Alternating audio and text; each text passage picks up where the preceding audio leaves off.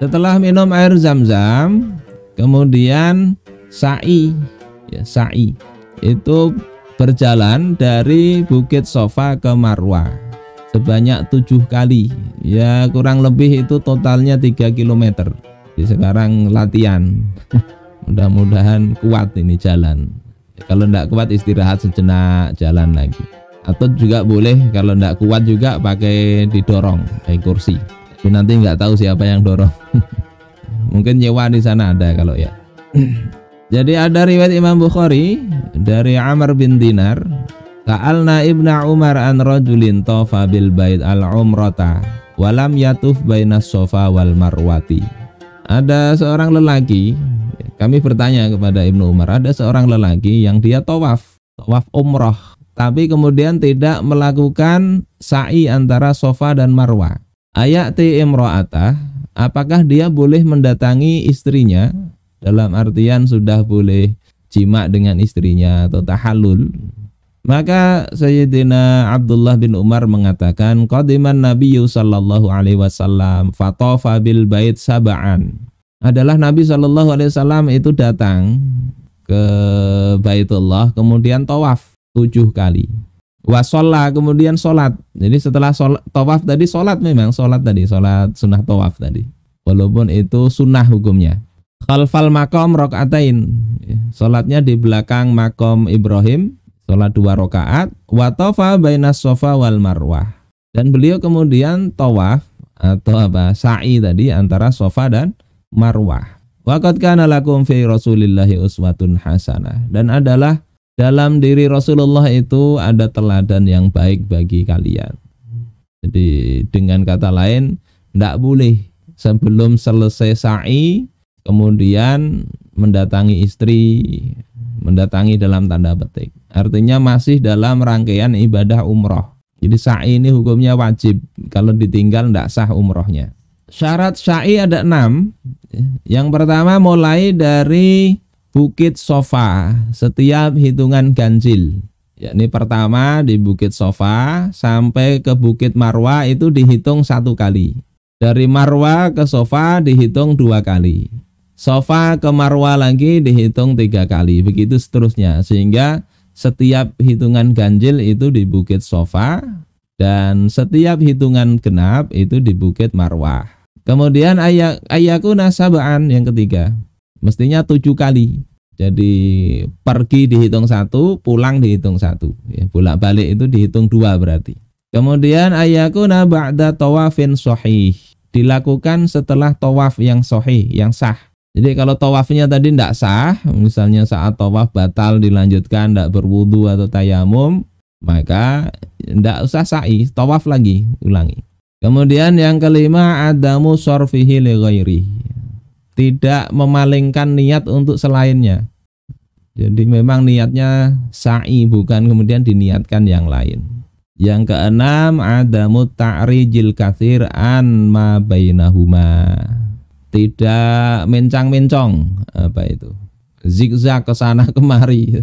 Lagi tawaf Sofa Marwah di tengah jalan ada orang ya ikut ke sana melenceng, kemudian berbalik lagi. Kalau melencengnya banyak tidak sah, tapi kalau sedikit tidak apa-apa. Itu syarat sa'i, sunnah-sunnahnya tidak terjeda antara tawaf dan sa'i. Jadi setelah tawaf ya segeralah sa'i. Segera sa'i. Setelah tadi sholat, minum air zam-zam, segera ke Bukit Sofa untuk mulai sa'i. Yang sunnah kedua naik ke Bukit Sofa dan Marwah sehingga terlihat Ka'bah. Tidak tahu sekarang itu ya, masih kelihatan nggak dari Bukit Sofa maupun Marwah? Katanya sih kalau di Bukit Sofa masih kelihatan ya. Ya. Kemudian ini naik ke sana sampai kelihatan itu. Kemudian berdoa antara Sofa dan Marwah dan sebaliknya. Baca doa-doa yang sudah dikasih di buku itu boleh, atau doa-doa yang lain silahkan. Jadi tidak mesti doanya yang di situ dihafalin semua. Kalau hafalnya Rabbana atina fid dunya hasanah wa fil akhirati hasanah wa qina adzabannar cukup juga. Yang keempat, suci dan menutup aurat. Sehingga kalau batal sebetulnya tidak apa-apa sa'i ini. Tapi bagusnya wudu. Kemudian berjalan dan berlari-lari kecil di antara tanda hijau. Nanti ada tandanya itu. Untuk yang yang laki-laki ya, lari-lari kecil. Itu sunnah sa'i. Yang keempat tahallul. Sudah selesai sampai Bukit Marwah nanti, yang ketujuh sampai sana, mencukur rambut kepala paling sedikit 3 helai. Dengan cara apapun, bisa dicabut ya, dicukur atau gimana. Kemudian laki-laki itu afdolnya digundul. Digundul. Bagi yang nggak punya rambut itu disunahkan, pokoknya ada silet digerakkan aja sudah. Itu sunnahnya.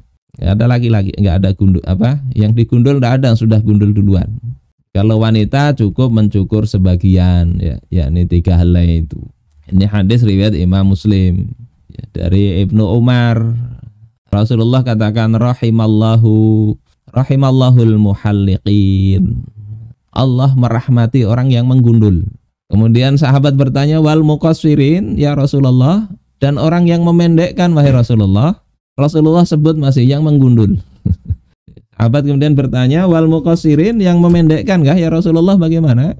Beliau sebut yang menggundul. Baru yang berikutnya yang memendekkan rambut. Nah, ini tahallul. Setelah tahallul selesai itu. Selesai. Jadi umroh sebentar aja. Jadi begitu ihram, mungkin di Jeddah atau di pesawat, datang ke masjid, tawaf. Setelah tawaf, sholat sunnah 2 rakaat, sunnahnya itu. Kemudian sa'i, setelah sa'i mencukur rambut, setelah itu selesai. Sebentar.